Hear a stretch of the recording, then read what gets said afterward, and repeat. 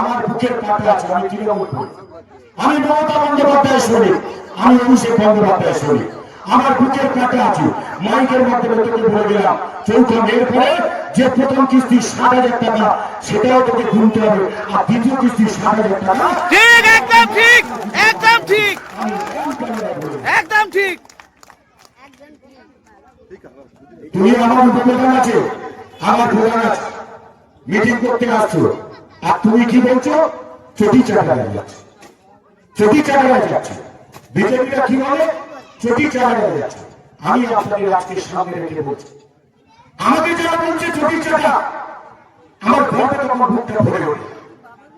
তার কারণ একটাই, এখানে যত তৃণমূল কংগ্রেস কর্মী আছে, আপনারা কখনো লেগে যাবেন না, ব্যাখ্যা করলে বুঝতে পারবেন। চটি চাটা যত বলবে তত বুক চাপড়ে বলবে, হ্যাঁ আমি চটি চাটা, আমি মমতা বন্দ্যোপাধ্যায়। 47 সালের স্বাধীনতা আন্দোলনের পর এই চটি